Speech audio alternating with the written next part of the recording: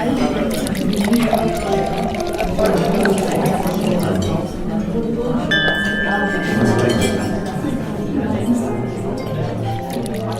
to Urban Wine Life. This is your dreadlock connoisseur, Michael, and look what I have in front of me. Happy New Year. We're looking at sparkling wines. I don't have champagne because I didn't feel like spending all that money for something that I already knew what it tastes like. But if you really want to get into what champagne tastes like, is the Methode Champenoise, in which the Cava is actually uses the same method as the champagne. And I've been drinking it for the last 2 days, so this is what we have here. But at the end, I'm going to give you some close-up looks at the two other wines that are sparkling that you should be able to say, let me try this beside champagne. And you can try them during the year so you can get your taste and taste buds going from there. But the one that I had this year was the Cava. I really like the Cava. The Cava has the nose like some green apple, a little like stone, ashy, chalky kind of smell in that way. It has that, but it's really, it's not very, very sweet, but it's sweet to the point that you could say have a little sweeter taste in that way. So if you're looking at that, you have a really good taste with the Cava. And looking, the bubbles is kind of going away because I've been drinking this for the last 2 days, but it's really good. And I wanted to get that effervescent, really keep going from there. So I enjoyed that. But then you got the Prosecco. The Prosecco is the Italian wine. And then you have the Sect, and they still calling it sparkling here. This is the Dr. L or the Lucen Brothers. It has that from there. So you have the Sect from Germany. You have the Prosecco from Italy. And you have the Cava from Spain. And Invisible Champagne from France. And remember what we talked about before, champagne can only be used in France. They got from the Treaty of Versailles says you cannot use champagne. Sparkling wine has to be sparkling wine. Champagne comes from the region. So it's really good from that. But we got the smell from that. I wanted to get your aromatic smells like beautiful flowers. You can smell that really fresh smell from that. So that's one of the good things with champagne and a lot of these sparkling. You got a lot of freshness about it. So I really enjoyed having this Cava. But when I tasted, it was very tangy fruit, kind of stone fruit. I keep hearing stone fruit, but I have no idea what that is. I really said a nice green apple. So once you get that smell of that, you get that smell of it, you get the taste as well. And that sweetness of that taste is really good. But this is less alcohol than champagne as well. So you're not getting the heavy alcohol intake as well. So this is really good. So let's try to taste this.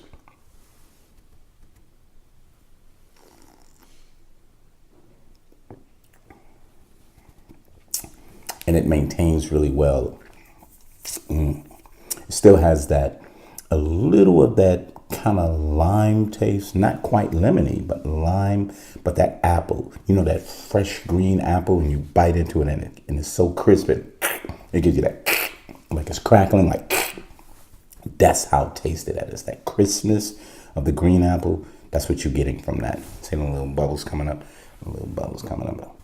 Not as prominent as it when I first opened it, but I tried to keep it as tight as possible to keep it in there.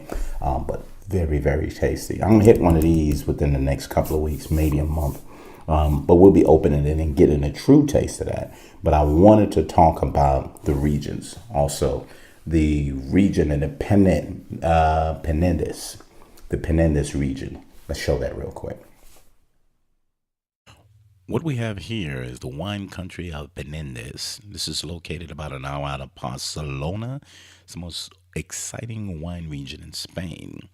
And it contains the wine styles of white and rose Cava, which is made from the indigenous grapes of MACABEO y PARELLADA. So that's the region. It's fantastic. Is the Poema So Spanish, the Poema, and then it's in the PENEDES region. So I wanted to kind of show you where that is outside of Barcelona. And then you have the actual Prosecco, and this is the brut. This is the dry one. Mostly what you want your sparkling wines is to be dry, because you want to be like, hey, let me have another one. Wow, that's gone. Let me have another one. So the brut and the Cava dry, and then your Riesling sect. I didn't get a dry on this one. It would be Trocken. They didn't have that one in stock. It was a Trocken of the same name, the Riesling, and it was a 2014 that they had, but they didn't have it available. So I wanted to try that dry one, but we just got a regular one. I had a sparkling Riesling before, so that was pretty good. But let's go back to the actual Prosecco, and I'll just pull up the map and show you a little more what's going on and what region are they coming from and the type of grape that actually is used for Prosecco. When you look at the map, you see that Prosecco DOC is produced in 9 provinces, spanning the Veneto and Friuli, Venezia, Guala regions. This name is derived from the Italian village of Prosecco. This is also near the city of Trezzetti. That's the Prosecco. But the Prosecco is a little less fruitier than the two of these. So if you really like champagne that has some fruit and some sweetness, Prosecco is like right in between there. It's really have that taste of dryness, more like a Pinot Noir mixture like the champagne is, where these two are kind of different. They use a little more wines with the more fruitful sweetness in it. This is the Mosel Valley region, and usually I get my Rieslings from the Mosel area. I really like the Mosel area. They have a lot of complexity in their sweetness. That's why I always try to get an Auslese, which is the late harvest. That's a lot more sweeter. I'm trying to say or try to stay with the Auslese, Spot Lacey, and Cabernet is kind of like Cabernet, cheaper wine. I didn't really want to get into that. But I like the Spot Lacey, which is a little more complex, but the Auslese is the late harvest one. That's when they get some really selective. So let's go to the map and look at the quality of these grapes for the Riesling that makes up this sparkling wine or sect. The Mosel wine region is located almost entirely in the state of the Rhineland-Palatinate, with a small part in Sauerland. It is one of the 13 regions for quality wines in Germany, which is defined in the federal wine legislation.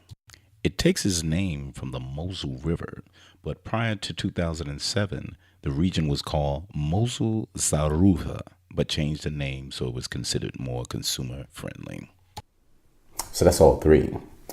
We would talk about the champagne, the invisible wine right here, but I'm not getting into it. I'm going to get a champagne that I feel would suit my taste as opposed to just getting any champagne. I like a champagne that if I'm going to spend the money, it's going to suit my taste and I'll enjoy it. So I'm going to look for one from that, and then we can taste that and probably bring in the other ones, because I'll probably be drinking these throughout the year. It'll be great spring.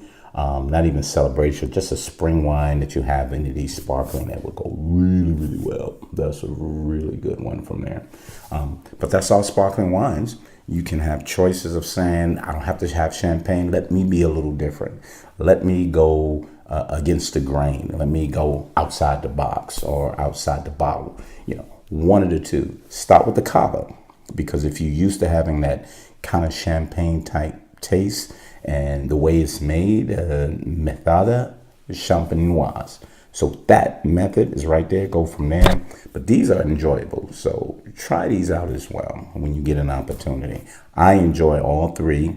It depends on what it is. But these are the 2 that I really go with. The Cava and the sect, the Riesling sect.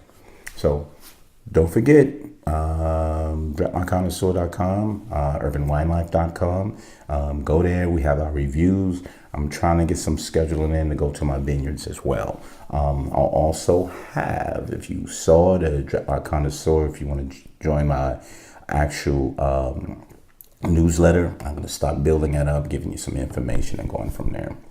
Dreadlock Connoisseur, urbanwinelife.com. Thanks for stopping by.